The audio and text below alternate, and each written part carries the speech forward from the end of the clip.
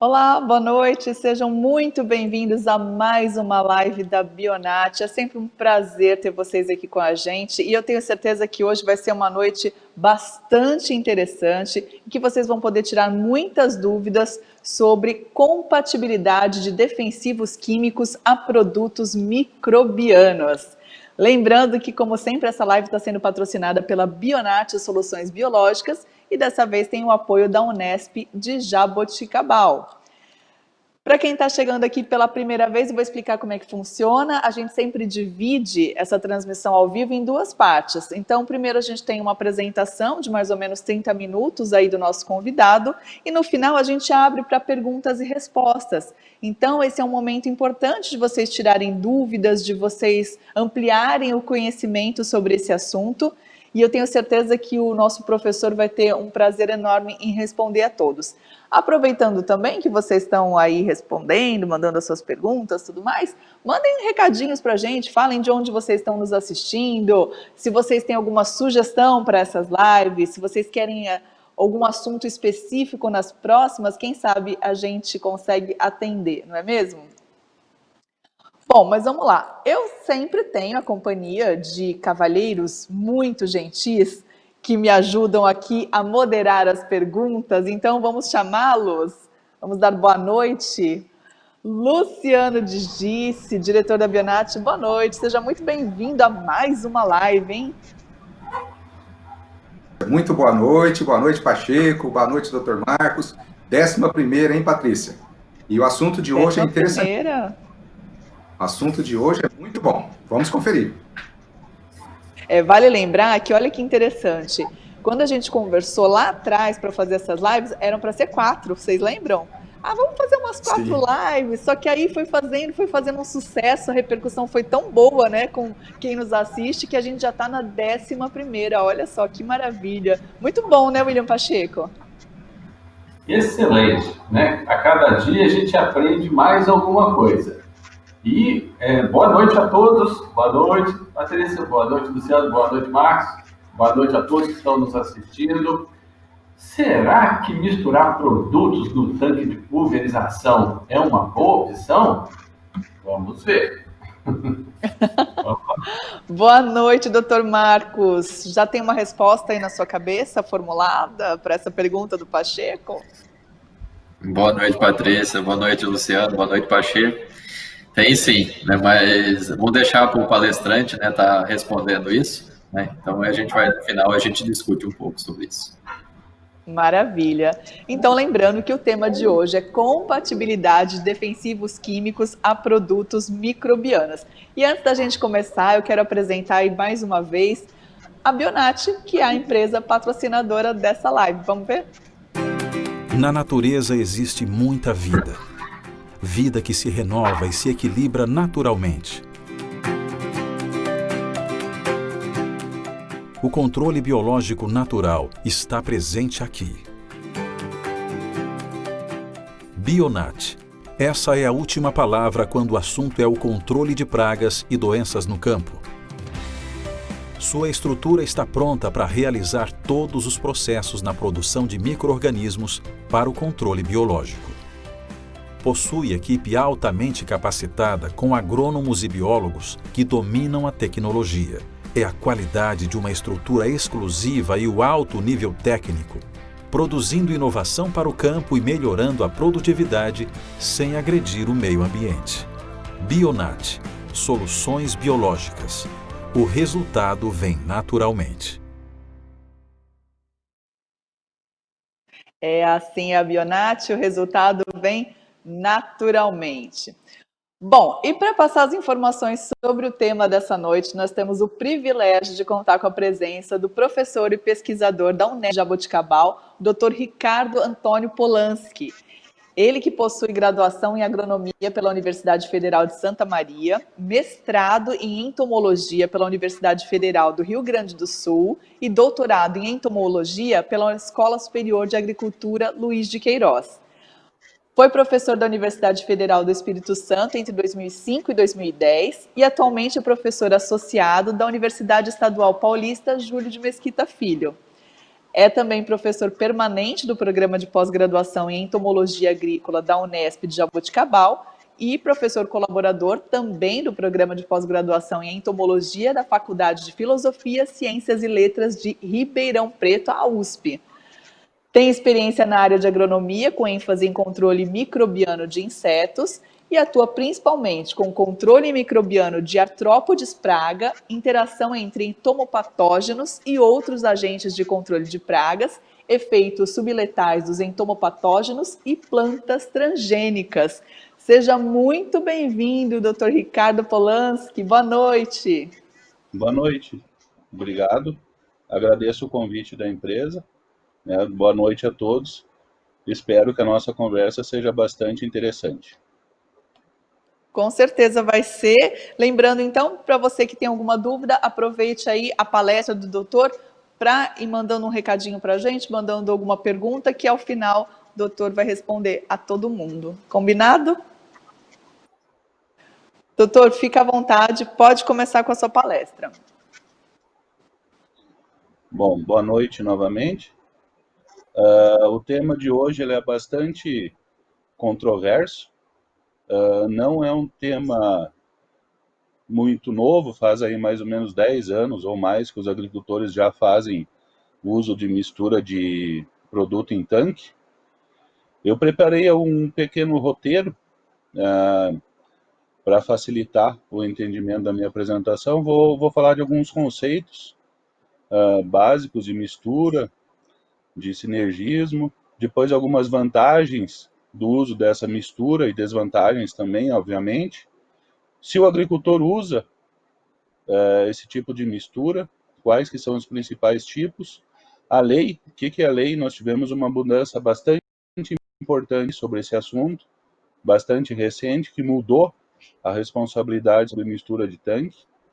E depois eu vou falar propriamente dito da compatibilidade do microbiano com o químico, abordando principalmente como avaliar isso. Não é tão fácil assim.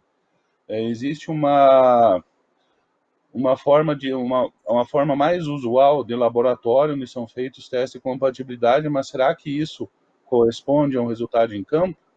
E, por fim, algumas considerações que eu vou fazer sobre o assunto, tá? Tem um conceito bem básico sobre o que seria uma mistura, né, em tanque de pulverizador. Esse conceito é de um artigo do Gazieiro, de 2015, que eu vou falar depois um pouquinho mais. É a associação de agrotóxicos e afins no tanque de aplicação pouco antes da pulverização. Tá? Então, você vai lá e mistura seus produtos um pouquinho antes da pulverização. Dependendo do seu resultado, você vai ter um efeito aditivo ou sinérgico, isso aí implica em compatibilidade, tá? Ou você vai ter um efeito antagônico, onde os produtos não combinam, eles se atrapalham, você acaba tendo um efeito indesejado, uma incompatibilidade, tá? Então, nós temos um efeito aditivo ou sinérgico, que corresponde à compatibilidade, que demonstra que a sua mistura foi compatível, e o antagônico ao contrário, tá? São conceitos bem básicos, mas são importantes, tá bom? Uma outra questão, a vantagem. Por que o produtor usaria essa mistura de tanque? Principalmente para otimizar as operações agrícolas, economia de mão de obra, economia de água, tá? E, em segundo lugar, vem ampliar o espectro de ação da pulverização. Por exemplo, se você precisa aplicar um herbicida e um inseticida na sua área, você consegue ampliar, pegar 2 alvos com uma aplicação somente. Ou se você tiver um surto de várias lagartas, você pode usar vários inseticidas para fazer o controle dessas pragas. Então você consegue cobrir um número maior de alvos com uma mistura de tanque. Em alguns casos, se você usar produtos com princípios ativos diferentes, você até pode contribuir para o manejo da resistência, tá? Fazendo o uso da mistura do tanque. Desvantagens: incompatibilidade, que eu comentei antes, quando você tem um efeito não desejável na sua mistura. No caso do controle microbiano, você pode perder a seletividade, que é uma característica importante que eu vou comentar daqui a pouco, desses produtos. E essa mistura, a mistura de produtos, pode ter um efeito maior em organismos benéficos não alvos, tipo abelha. Na Europa se estuda muito efeito de mistura de tanque em abelha, por exemplo, tá? Então falamos das vantagens e desvantagens. Vamos citar esse trabalho aqui bem importante do Gaziero, publicado em 2015, onde ele fez um levantamento com 500 produtores brasileiros sobre o uso ou não de mistura. Eu não sei se vocês conseguem enxergar na quinta linha, mais ou menos de baixo para cima, diz ali que 99 deles, dos produtores, demonstraram interesse em receber informações sobre essas misturas. Então o agricultor usa, mas não sabe direito o que acontece lá dentro. Tá? Então ele usa por comodidade, mas ele gostaria de ter mais informações sobre o assunto. Então 97% dos entrevistados afirmaram que usam mistura de tanque e 3%, né, falaram que não. Geralmente essa mistura vai de 2 a 5 produtos no tanque e uma maior quantidade de produtores que usam 3 produtos, 40% deles mais ou menos, usam 3 produtos em mistura de tanque. Tá? Então isso aí foi um panorama traçado lá em 2015 e os agricultores relataram muitos problemas de incompatibilidade física nessas misturas aí, que é algo que a gente não vai abordar tanto, vou falar só um pouco nessa palestra, mas relataram dificuldade em dissolver o produto, aumento da fitotoxicidade, um aumento frequente no excesso de espuma, de 23%, tá? E também alguns problemas de entupimento de equipamento e decantação de material. Tá? Então, isso foi relatado pelo Gaziero, um estudo bem importante, publicado em 2015, numa revista brasileira. Porém, isso não é exclusividade nossa no Brasil, usar mistura de tanque.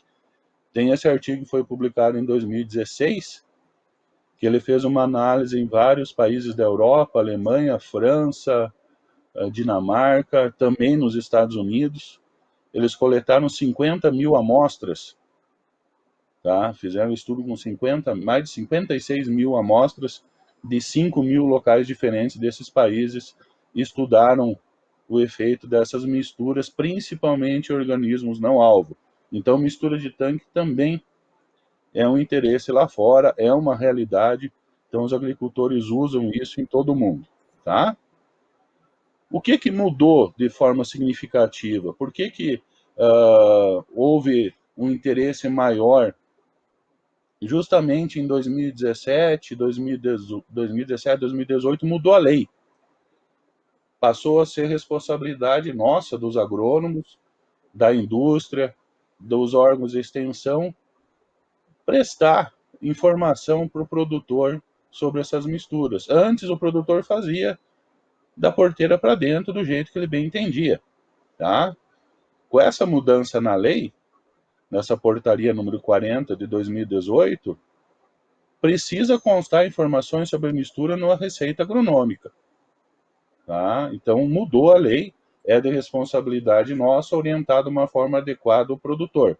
Então, o agrônomo deve interpretar as recomendações agronômicas oficiais de forma correta. Ok? E os manuais com essas informações devem ser elaborados pela Secretaria de Defesa Agropecuária. Então, passou da responsabilidade do produtor para a responsabilidade nossa fazer esse tipo de recomendação. Então, a mistura tem que constar do receituário agronômico na receita que a gente passa para o produtor. Tá? Com relação a isso, vários pontos evoluíram.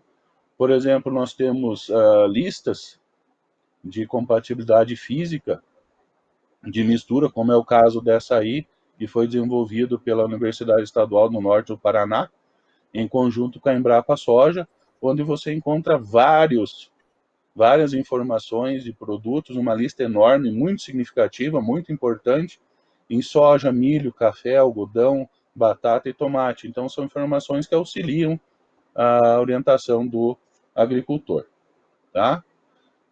Mas o que tem que ver os biológicos com isso?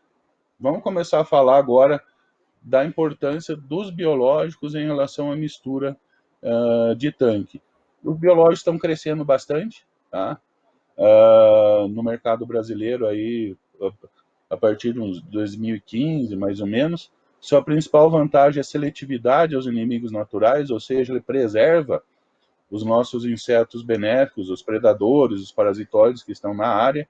Não tem efeito sobre a abelha, por exemplo, ou outros organismos benéficos. A evolução da resistência é rara.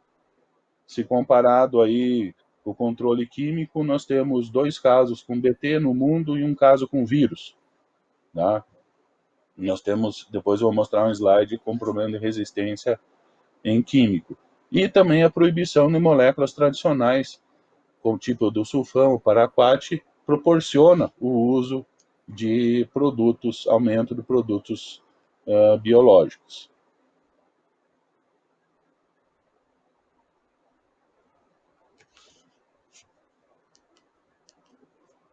Tá passando, só um segundo. Tá. Principalmente eu gostaria de enfatizar o aspecto da seletividade aos inimigos naturais dos produtos microbianos. Desde o primeiro livro de insetos da soja no Brasil, de 1977, que está aí à sua esquerda, passando por documentos mais recentes da Embrapa, chegando até o livro de controle biológico na América Latina e no Caribe, sempre se enfatiza muito a importância dos inimigos naturais no manejo de pragas.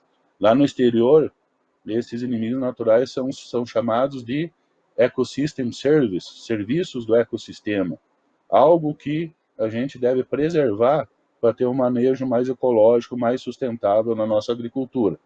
Tá?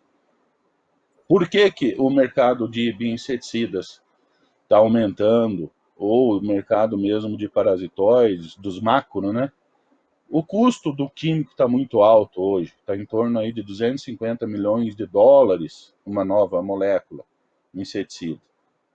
Precisa-se aí testar 140 mil moléculas novas para tirar uma que vai virar um inseticida. Tá? O transgênico é mais ou menos o mesmo custo, o biológico fica em torno aí de 5 a 10% desse valor. Então, por isso que as empresas estão investindo na questão do biológico e do microbiano. Tá? Os casos de resistência, muitos casos de resistência de pragas a inseticidas ou mesmo de plantas transgênicas. Tá? Nós já temos aí 7 casos de resistência de inseto a plantas BT. Temos muitos casos de resistência de insetos a produtos químicos. E para o microbiano isso é mais raro, mais difícil, como eu já falei anteriormente.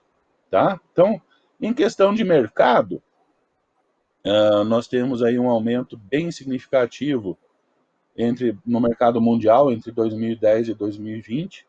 Hoje, dados desse ano, 6% do mercado total de agrotóxicos já é de produtos biológicos.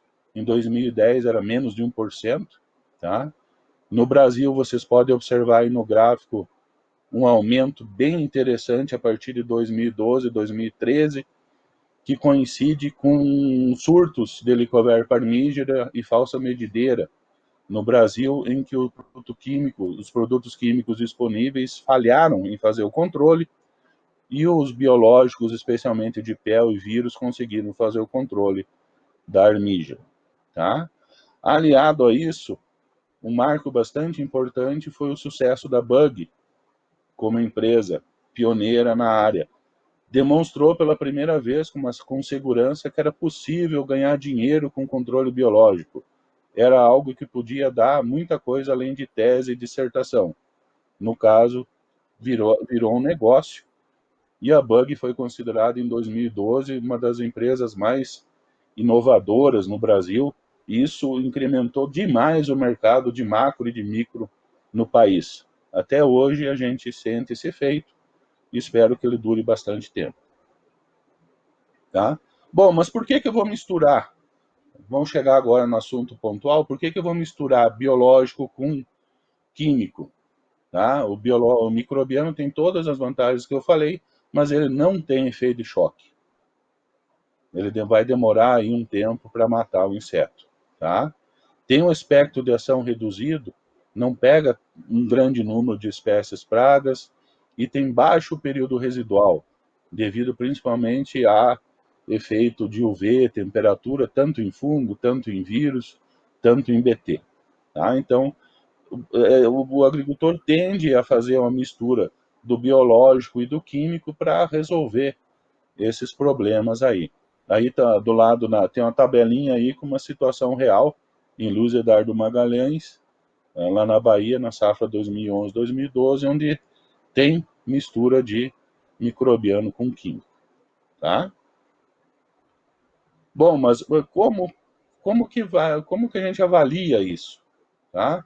Primeira coisa é uma definição difícil de fazer, não é tão fácil assim, o que eu vou avaliar? Eu vou avaliar o crescimento do micro-organismo em contato com o químico, eu vou fazer trabalho de eficiência, mortalidade, subletal, o que eu vou fazer? Isso precisa ser definido. Metodologia, tem várias na literatura. Não existe uma metodologia, mesmo para laboratório, que seja consenso hoje em dia. Tá? Outra coisa, modo de ação do bioinseticida. Eu tenho que conhecer como o meu bioinseticida mata o inseto. Como é que ele vai funcionar.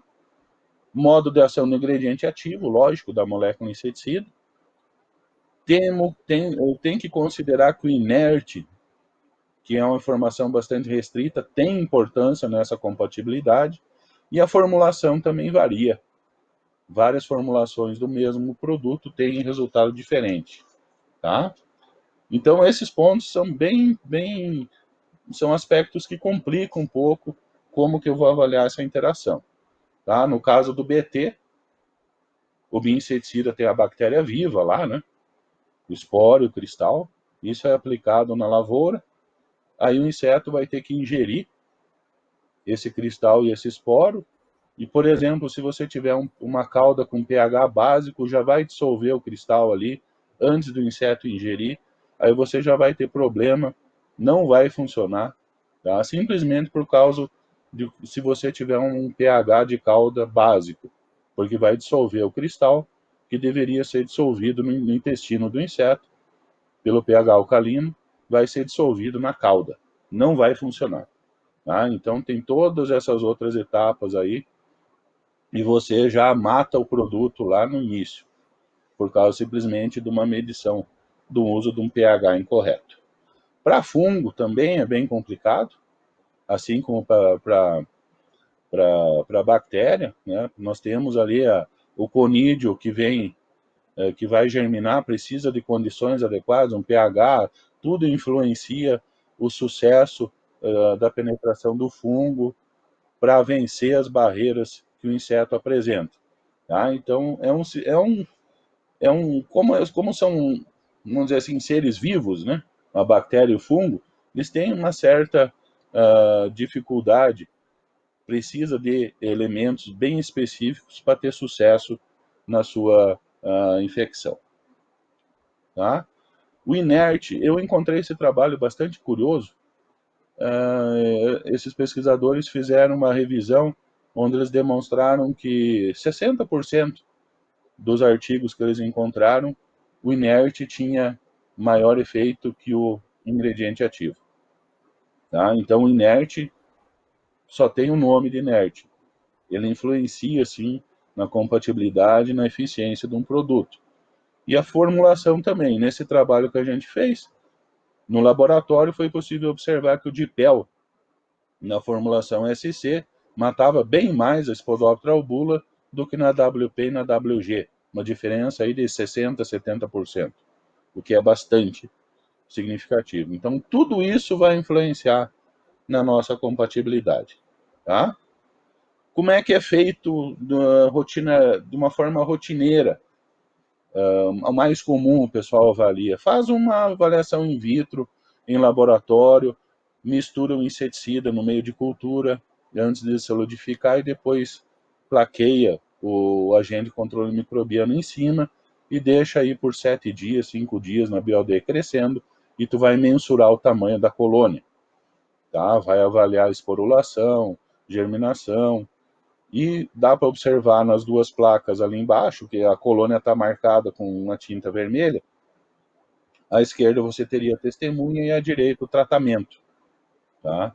Ali então você visualiza bem a inibição do crescimento vegetativo do químico sobre o biológico, tá? Então, a maioria dos trabalhos são baseados nessa interação aí, onde você usa as fórmulas disponíveis. Tem várias fórmulas aí, onde em cima do crescimento vegetativo, da esporulação, da germinação, você chega no índice, chamado índice biológico ou índice T, que, de acordo com o valor, você vai ter uma interação tóxica, moderadamente tóxica ou compatível, tá? Mas como é que, e a questão da eficiência, da mortalidade do inseto, será que não deveria ser levado em conta? Então a gente começou a trabalhar com alguns aspectos mais detalhistas para estudar essa compatibilidade.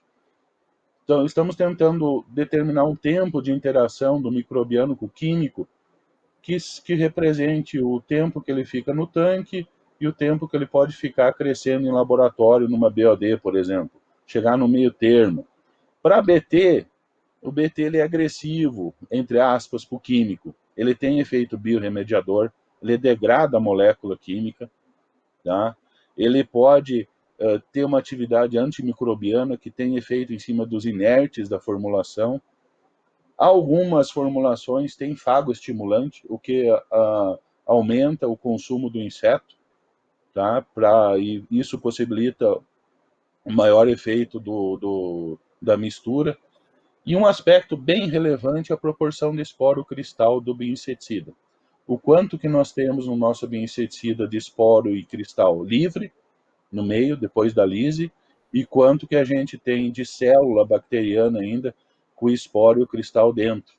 Logicamente que o esporo solto, com o cristal solto no meio, ele vai ser mais sensível ao químico do que aquele que está dentro da célula bacteriana ainda sobre alguma proteção, tá?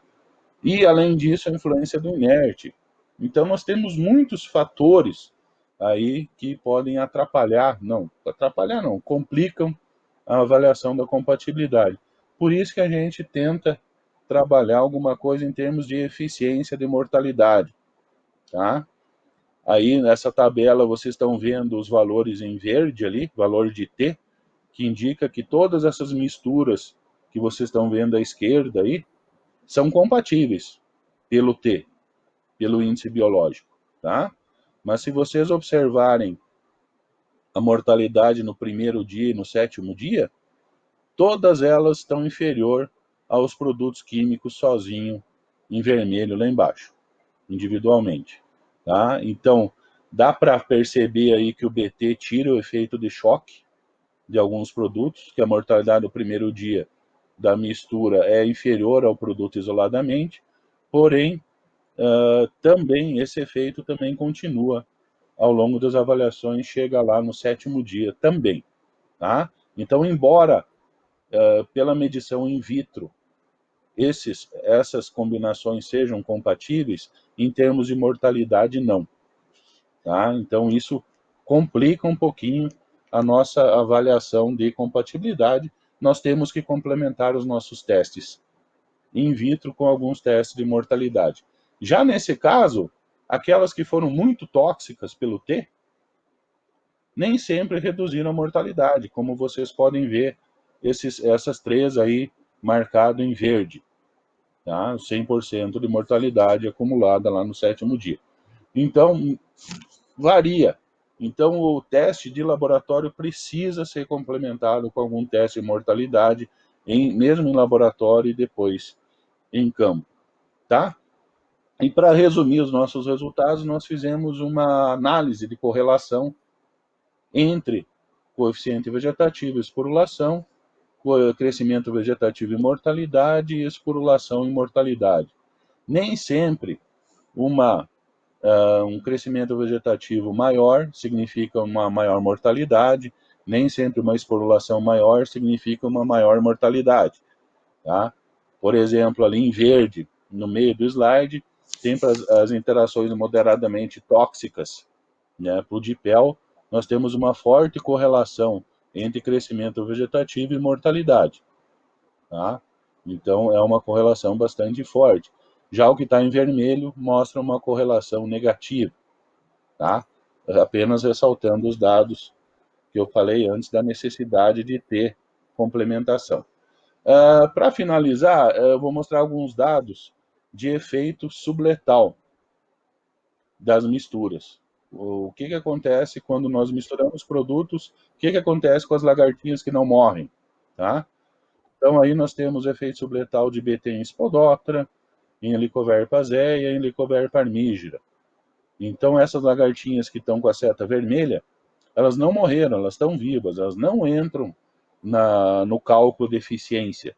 Mas será que elas são capazes de causar dano? Então, a gente avalia a biologia desses bichos aí que restaram, tá? E nós temos, então, alguns resultados interessantes. O que vocês visualizam em vermelho, desde a primeira coluna até a terceira lá em cima, são um número de lagartas, entre parênteses, que vai diminuindo. Significa que você teve lagartas que encurtaram o ciclo, tá? Viraram pupas antes da testemunha que está em verde, naquela linha cinza ali. Então você tem aí lagartas a testemunha pupando a partir de 15 dias depois da avaliação, enquanto que nos tratamentos com os números em vermelho ali entre parênteses, você já tem algumas lagartas impulpando desde a primeira avaliação, tá? Ao contrário, embaixo, vocês percebem, entre parênteses em verde também, que tem bastante lagarta ainda nos tratamentos ao longo do tempo, tá? Isso demonstra que algumas lagartas alongaram a fase larval.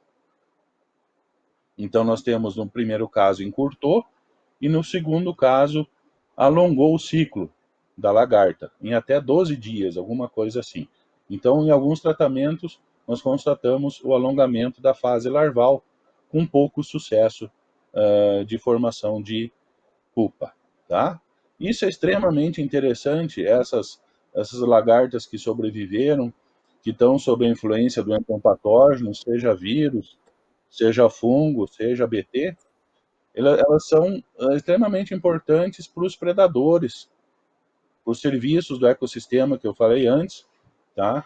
Que estão lá para ajudar no controle e no manejo das pragas.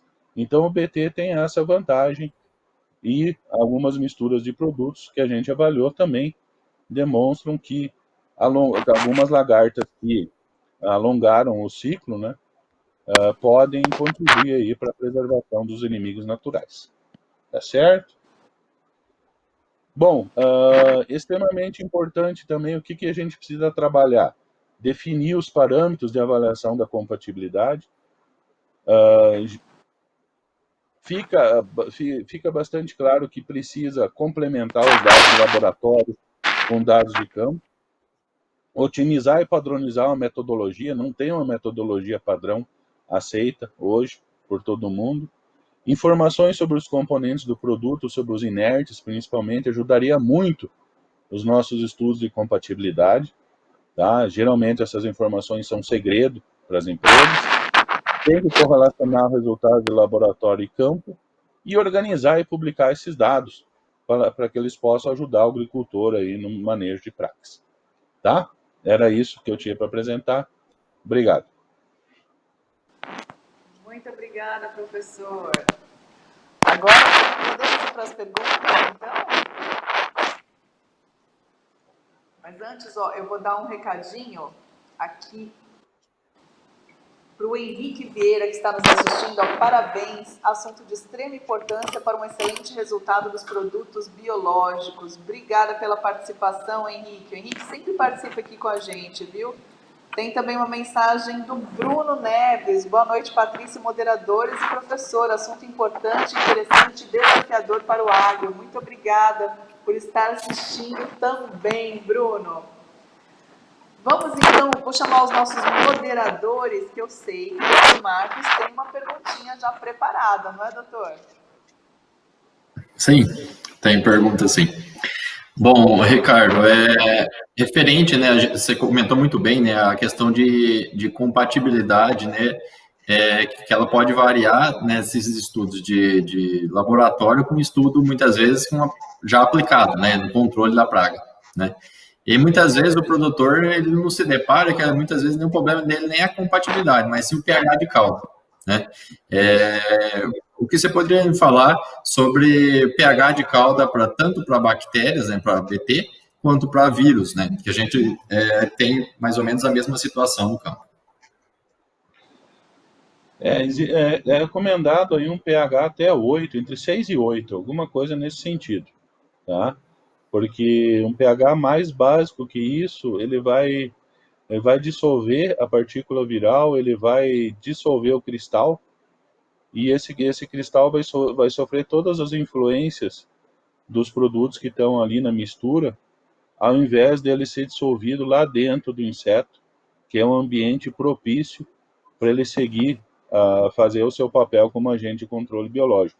Então ele vai encontrar um ambiente totalmente contrário ao adequado para a sua virulência, vamos dizer assim, tá? Então, o pH mais ou menos entre 6 a 8 seria essa faixa ideal. Legal. Tem uma pergunta do Eric Herman, que também sempre nos acompanha aqui. Um abraço, Eric, para você, falando aí sobre calda. Boa noite, doutor Ricardo. Poderia falar um pouco sobre a influência do volume da calda na compatibilidade ou incompatibilidade de fungos entomopatogênicos em mistura de tanques com químicos? Em uma calda mais diluída, podemos ter mais chances de compatibilidade? O volume recomendado para microbiano, ele está um pouquinho acima do que é a média hoje, por exemplo, em soja, 70 litros por hectare aí de calda. O ideal seria você chegar a 100 litros mais ou menos. A questão de aplicação com uma maior ou menor proporção vai depender da sua tecnologia de aplicação. É a mesma coisa que você aplicar um produto individualmente. Se a sua tecnologia de aplicação tiver otimizada, vamos dizer assim, se você está com o equipamento regulado direitinho, você vai ter uma melhor deposição. Com isso você consegue um maior controle. A questão de fungo, tem que se observar aquela questão também de horário de aplicação. Tudo isso faz parte da tecnologia de aplicação. Isso serve para qualquer agente de controle microbiano, tá? A questão da eficiência está diretamente relacionada à sua tecnologia de aplicação. Não adianta você ter o melhor produto do mundo, se você falar, eu tenho o melhor produto à base de BT que existe, eu vou lá, uso 30, 40 litros por hectare, você não vai ter eficiência. Então, a tecnologia de aplicação tem que ser apropriada. Isso são lacunas ainda do controle microbiano. O mercado expandiu muito rápido, né? Nós temos, assim como tecnologia de aplicação para microbiano, falta muita coisa. A própria questão de formulação, né? As empresas de químico têm 30, 40 anos de experiência em formulação. O microbiano está começando agora. Então, tem uma lacuna, tem muita coisa para ser estudada para nós explorar o máximo potencial desses agentes de controle microbiano. Que bom, né? Bom para quem está nessa área. William Pacheco, você também tem uma pergunta, não tem? Uma pergunta que não quer calar, né? É o seguinte, se faz muita mistura pensando em economia, como o senhor mesmo comentou, né? Mas existe alguma estatística de quanto que se perde em reais, em dólar, com essas misturas pelos os efeitos deletérios? Existe alguma informação nesse sentido que a gente possa ter? Efeito deletério da mistura em organismo não alvo, alguma coisa assim, de mistura que não dá certo, é isso? Isso, exato. Não, não.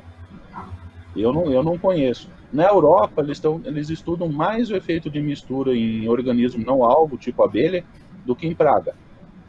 Lá eles têm bastante estudo nesse sentido. Aqui no Brasil eu não conheço nenhum. Tá? Agora, a questão do agricultor misturar o produto e ele passa e alguma coisa funcionar, ele não vai saber se está tendo efeito aditivo ou sinérgico lá dentro. Tá? Então, por isso que com a mudança da lei, agora passou da porteira para dentro para a porteira para fora essa responsabilidade. E é algo bastante complexo de avaliar. Eu acho que BT, por ter essas características biorremediadoras, atividade antimicrobiana, fica um pouquinho mais complicado que fungo e que vírus, por exemplo. Muito bem, vamos lá para a pergunta do Fernando Lanza Souza. Boa noite a todos, parabéns, professor, ótima apresentação. Em relação ao baculovírus, somente a avaliação da mortalidade e efeitos subletais seria suficiente para avaliar a compatibilidade?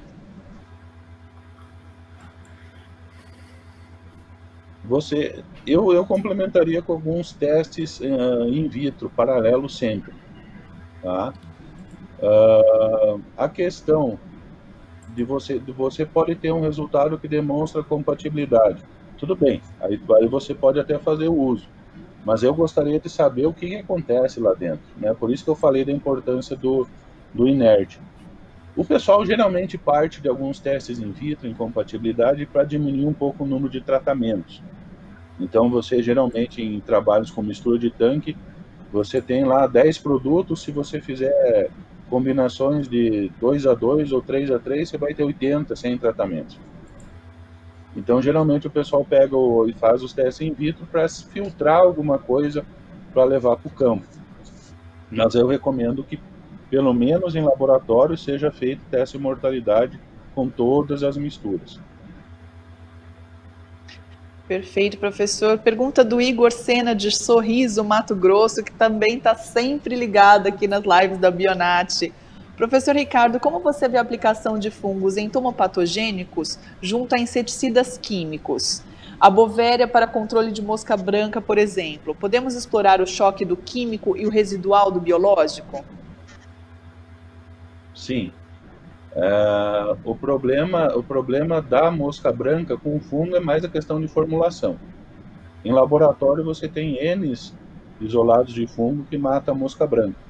Desde o trabalho lá do Marco Tamay, que foi aluno do professor Sérgio, ele achou lá vários isolados de fungos que tinham efeito em mosca branca. O problema é você fazer uma formulação viável que sobreviva, né, a uma temperatura extremamente alta onde a mosca branca geralmente apresenta altas populações.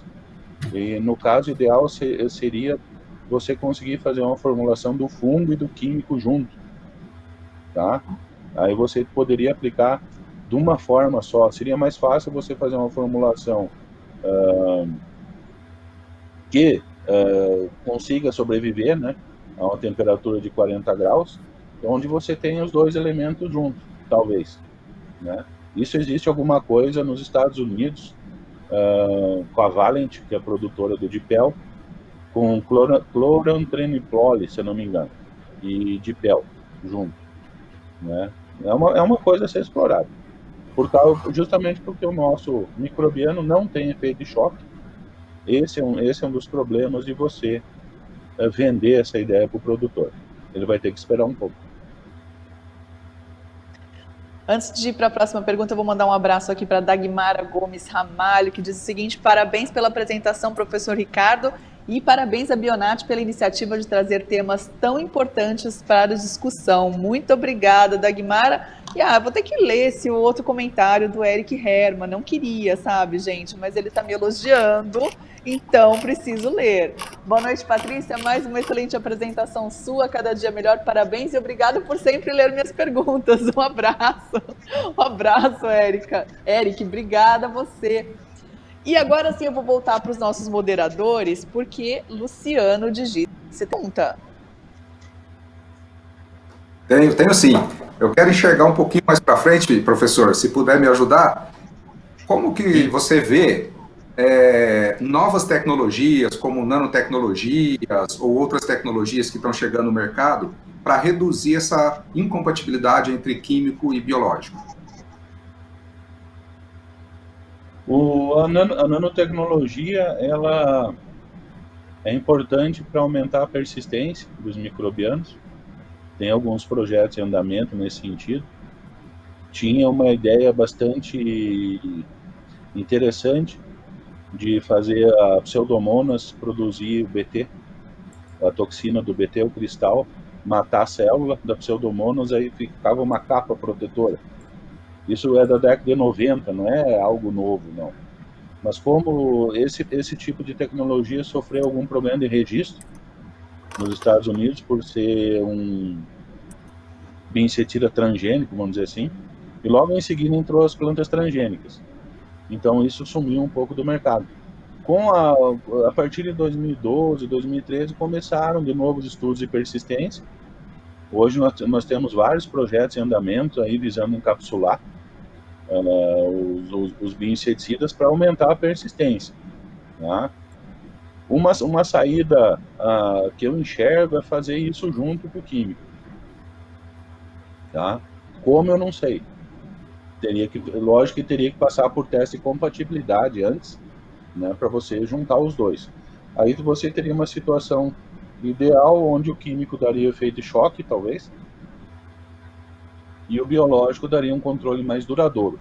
Mas tudo isso precisa de investimento, né? Hoje a universidade está extremamente carente de investimentos e nós estamos cada vez mais trabalhando mais com menos, né?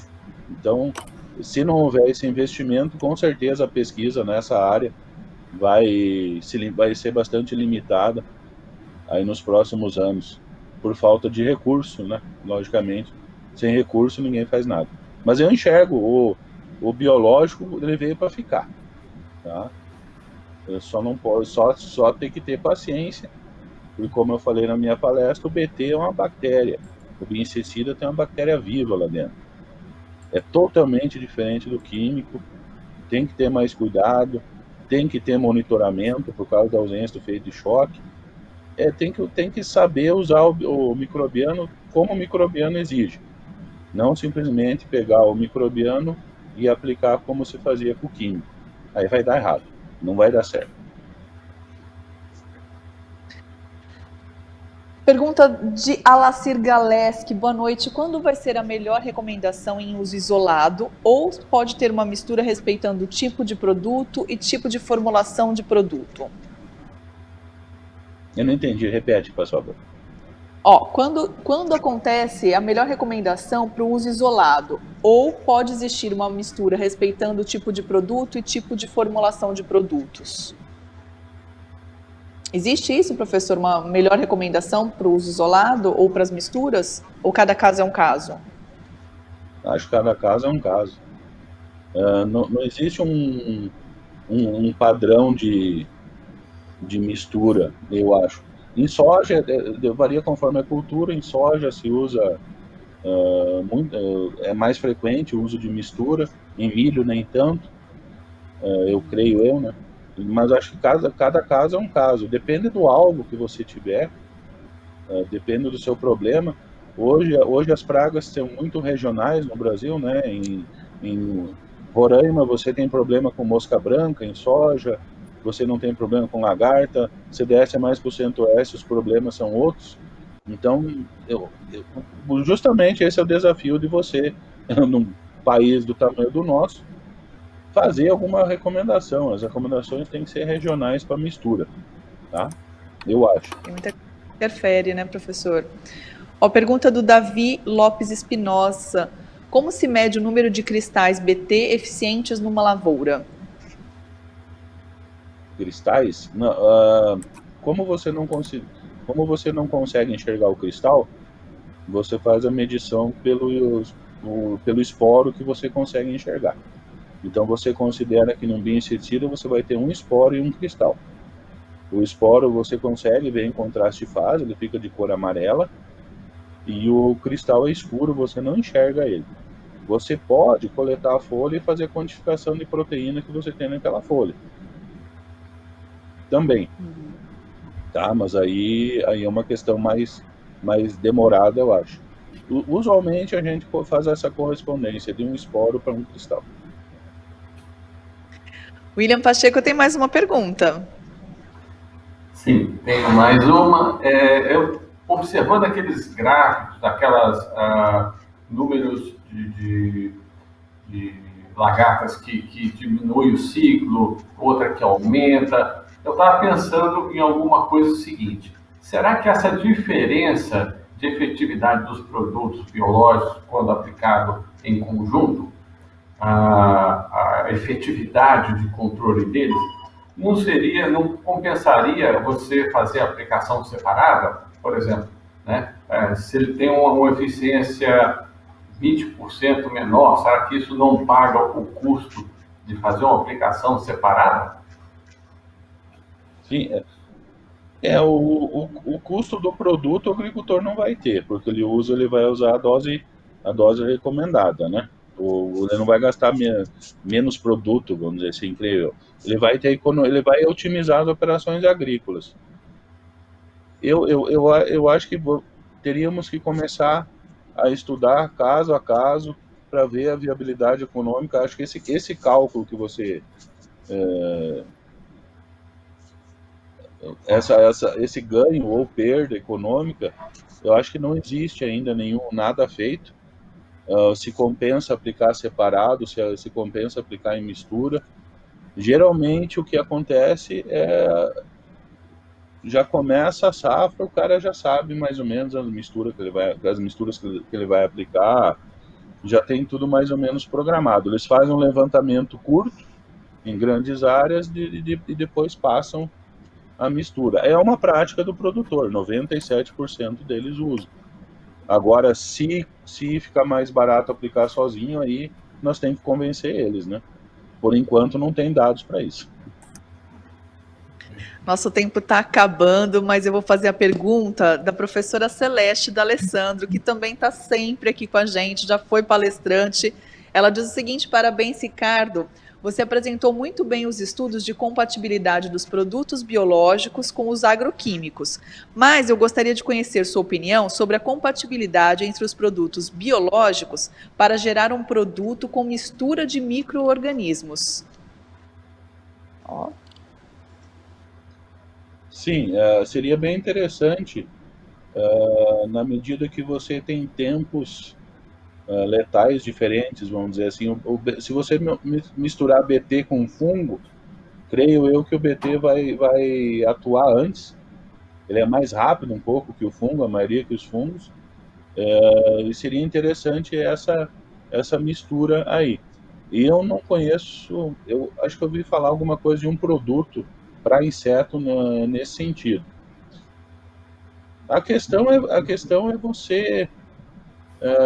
fica um pouco complicado, acho que a questão de formulação, de você juntar essas duas coisas numa formulação, eu acho. Mas é algo extremamente interessante, na medida que você tem, por exemplo, uma área onde você não gostaria de aplicar químico, você poderia fazer a aplicação de um produto com BT mais fungo, ou mesmo fazer a aplicação separada, mas aí não seria mais mistura, né? Eu acho uma alternativa interessante. Não conheço nada em termos de mercado nesse sentido.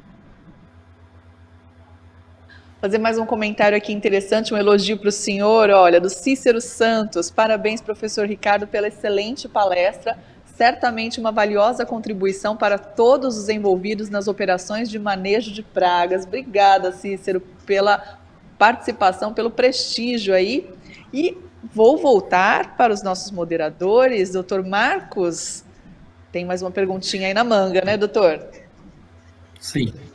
Ricardo, a gente tem visto, né, no mercado que algumas informações, né, que, vamos dizer assim, empresas e tudo mais têm fornecido aos produtores, né? Eu vi que você, nos seus resultados, você mostrou o nome que é praticado no mercado, o nome do produto, né? Eu tenho visto, muitas vezes, fala sobre o princípio ativo, né? Existe até aplicativos já, né? Então, adotando o princípio ativo, e muitas vezes você tem produtos distintos, né, com o mesmo princípio ativo, e pode ser, né, ele ter uma, vamos dizer assim, uma diferença de resposta. Você acha que que resultados, né, da forma usando o princípio ativo apenas, ele vamos dizer assim, é possível a gente adotar a mistura de calda utilizando apenas isso ou não? Eu acho que a influência do inerte é determinante na compatibilidade também. Essa é a minha opinião. Tá? Existem vários, a literatura nesse sentido é bastante extensa, que o inerte de inerte só tem o nome. Né? Então, é necessário levar em consideração também o inerte. Agora, o problema é você convencer uma empresa tradicional a disponibilizar essa informação para você fazer esse estudo. Né? Você teria que testar o inerte, depois várias combinações com o princípio ativo para você chegar numa resposta científica de peso que tem um impacto para o produtor mais adiante.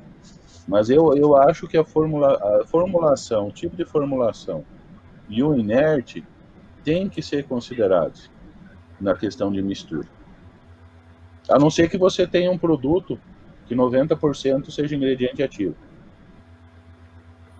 A maioria dos produtos é o inverso, né? Você tem uma pequena proporção de ingrediente ativo e a maioria é inerte lá dentro. Professor, a gente ainda tem umas perguntinhas, eu vou fazer uma última, pode ser, pessoal? Sim, tranquilo. Vamos fazer mais uma? Mais uma, duas? Não sei, quem sabe?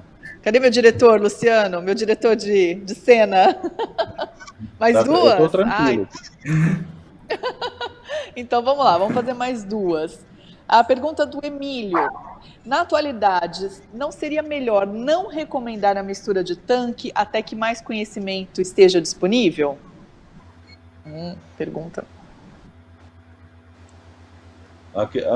Foi publicada uma lei, né, uma normativa, que passou essa responsabilidade para nós, para vocês, né, para a empresa também, e para mim também. Todos os engenheiros agrônomos tem que ter no receituário agronômico a questão de mistura. Se a gente não fizer, o agricultor vai fazer da porteira para dentro. O efeito vai ser o mesmo. Ele não vai parar de usar a mistura. Né? O que aconteceu é que passou a responsabilidade de um lado para o outro. E é um grande desafio. O grande risco dos microbianos é perder a seletividade, por exemplo, numa mistura. Tá? Aí você vai perder o principal benefício desses produtos. Demoramos muito para ter alguma lei boa sobre esse sentido, acho que temos que pesquisar sobre o assunto. Perfeito. Então, a última perguntinha de hoje, da Chayene Gomes de Carvalho, que diz o seguinte: professor Ricardo, como você vê o alto número de produtos químicos aplicados no tratamento de sementes? Eles podem ter efeito sobre a comunidade microbiana do solo e, assim, um efeito negativo no desenvolvimento da planta? Fugiu um pouco da minha área, mas eu acho que se tiver uma recomendação, né, e essa recomendação for seguida, não houver aquele exagero de aplicar um pouquinho mais porque fico mais seguro desse jeito, às vezes o agricultor pensa assim, se ele seguir a recomendação, existe, certamente essa recomendação é baseada em algum estudo que garanta uma certa segurança. Né? Eu vou ficar devendo essa resposta de uma forma mais assertiva, porque fugiu um pouco da minha área aí. Sem problemas. Bom, ficaram algumas perguntinhas, como eu falei. Por conta do tempo, a gente não consegue responder a todas, mas a gente sempre encaminha as perguntas para os nossos palestrantes para que ninguém fique sem resposta. Então, a gente vai encaminhar essas também. Tudo bem, doutor? Tudo bem. Se alguém tiver alguma dúvida, pode entrar em contato comigo, alguma pergunta. Tem um e-mail lá no site da universidade. É um prazer trocar uma ideia sempre, com aluno, com profissionais, consultores, né? As ideias surgem por aí. Essa troca é realmente muito importante, né? Então vamos encerrar. Eu quero agradecer mais uma vez a sua participação, professor Dr. Ricardo Polanski. Foi um prazer tê-lo aqui com a gente. Luciano de Gice, quer comentar alguma coisa na nossa despedida aí com o professor? Com certeza. Muito obrigado, professor. Parabéns. Deu um show de informações para a gente num espaço tão curtinho, muitas informações, viu? Parabéns, boa noite. Eu agradeço. Boa noite, Patrícia. Boa noite, Pacheco. Boa noite, doutor Marcos. Foi um prazer estar aqui na nossa 11ª live. 11ª live. Obrigada, Luciano. Muito obrigada. William Pacheco, quer fazer aí uma despedida também? Sintetizar aí? Você sempre tem alguma coisa para falar nesse final, né? Sim, muito obrigado, doutor Ricardo. Foi muito esclarecedor, as informações foram muito úteis. Acho que todo mundo vai prestar atenção um pouco mais, fazer algumas análises antes de qualquer coisa, né? E às vezes a gente fala assim, é tudo junto e misturado, tá tudo bom, né? Mas não é bem assim, né? Então, vamos prestar atenção. Então, boa noite, Patrícia, boa noite, Luciano, boa noite, doutor Marcos, doutor Ricardo, e a todos que ficaram nos ouvindo até esse momento. Muito obrigado, boa noite. Obrigada, Pacheco. Doutor Marcos, o que o senhor tem aí para a gente encerrar essa 11ª live? Eu gostaria, né, de agradecer ao Ricardo, né, pelo aceite o convite aí, né, de estar falando um pouco para nós sobre esse tema que é muito relevante, né. Então, acho que um dos temas que o produtor muitas vezes tem muitas das dúvidas, né, que tem que ser esclarecido é essa questão de compatibilidade. Eu posso misturar realmente, né, o micro-organismo com os produtos que ele vai aplicar? Então, eu acho que, apesar de ter sido, vamos dizer assim, um assunto que foi apresentado, né, em pouco tempo, né, já mostrou muito para o produtor, né, e para quem está lá na ponta, né, da importância desse tema. Então, a Bionat em si, né, ela mostra, ela entrega para a nossa equipe, né, esses estudos, né, para estar tentando orientar mesmo a melhor forma de ser aplicado lá na ponta. Então, eu acho que é assim que a gente tem que trabalhar. Perfeito, doutor. E muito obrigada mais uma vez, então, professor Ricardo Polanski, pela sua participação, viu? Eu que agradeço. Foi um prazer aí. Estou à disposição. Quem quiser trocar uma ideia, as ideias são sempre bem-vindas. E eu agradeço imensamente essa oportunidade da Bionat em poder, né, apresentar um pouco o que a gente faz na academia para tentar chegar até a empresa, até o produtor. Muito obrigado. Perfeito, professor. Um grande abraço, uma ótima noite. Uma ótima noite, Luciano, Pacheco, doutor Marcos, para vocês também. E lembrando que essa foi a nossa 11ª live, semana que vem tem mais, olha só, a gente vai para dia 1º de outubro já, com a participação do Dr. Daniel Souza Gomes, ele que é pesquisador da Embrapa Soja e vai falar sobre a associação de micro-organismos entomopatogênicos no manejo de lagartas desfolhadoras. Prepare aí seu bloquinho de notas com as suas perguntas para o Dr. Daniel responder na semana que vem. E eu, claro, e toda a nossa equipe de moderadores, esperamos vocês a partir das 19 horas para mais uma live da Bionat. Muito obrigada mais uma vez pela participação e pela audiência aqui nessa transmissão ao vivo. Um grande abraço e uma ótima noite a todos. Tchau, tchau.